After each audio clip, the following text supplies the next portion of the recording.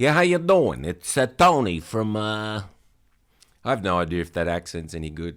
Anyone from Brooklyn tell me how bad that is? How you doing?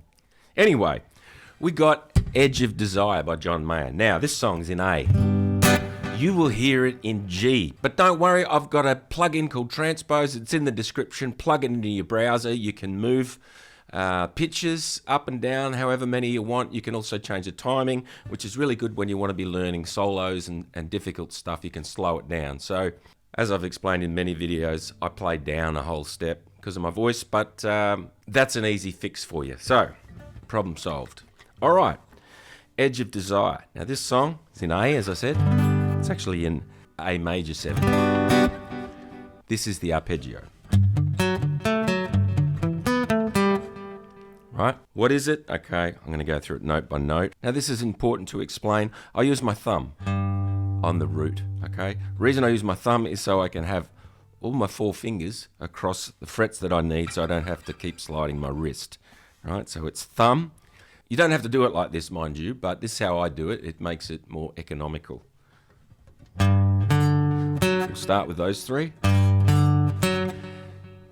Now you can see my fingers. I'm not going to explain what the notes are.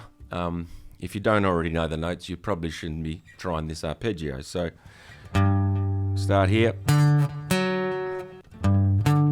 That's what gives it the A major 7, the flat root.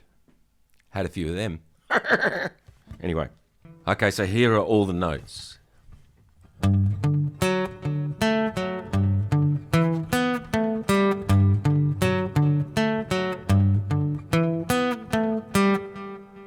Right, you can slow that down, use that transpose thing, loop that over, and get that in your head. We do the same thing up here for the D.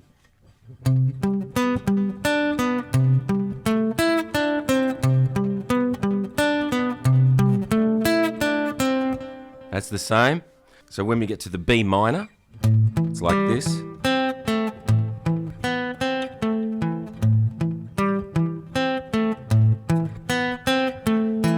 Again, use that transpose thing. Go over that and over that. It's very important just to do it bit by bit until you get the hang of it, because it will take a while. So, after the B minor,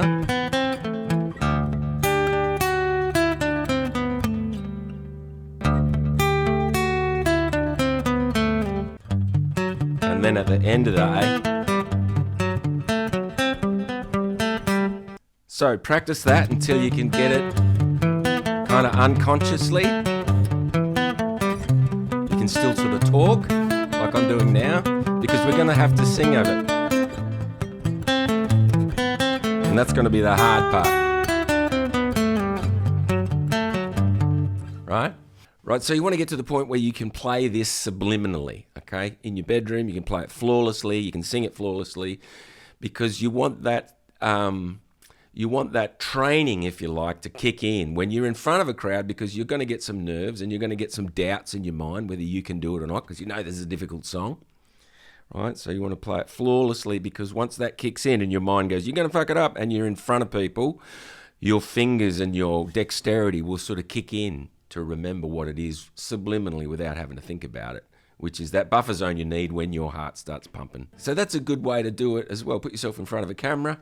Record it, because that adds a little bit of pressure as well, which is similar to playing in front of a live audience, right? Even though you know you can edit it out, it's still a bit of pressure for you to nail it.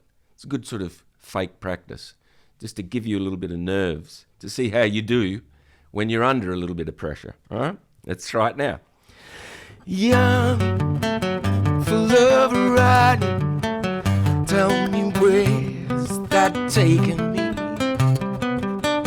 Just a great figure 8, tidy infinity.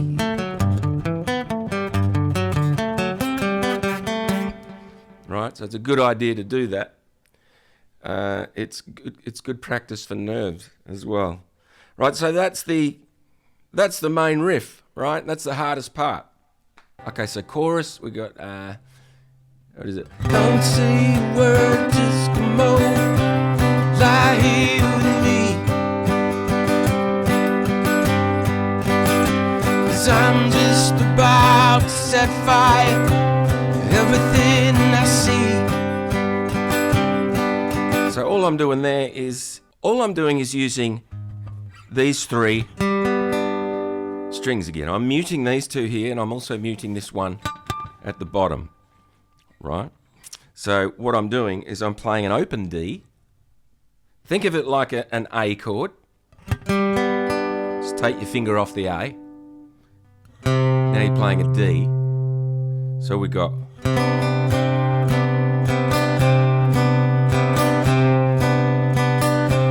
I think the guitar, there's a couple of guitar electric guitar in there, but I mean we're playing this acoustically. We want a bit of rhythm. So the first one is with the D, with the open D. And what we're doing is we're going with rhythm, and we're playing it with that open D. So we're just going. We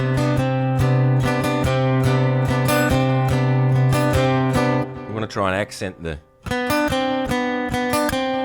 while the D is sort of droning. And then we put our finger on the A there.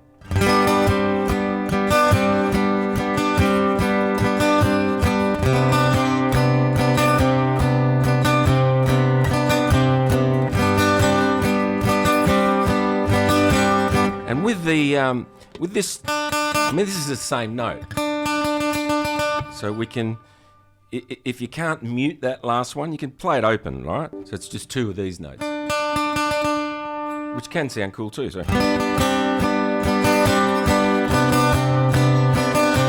right, with both of those chords. So if you can't mute that top string, and just with your thumb, you can mute these strings, and that gives you a bit more percussion, right? You can rake across.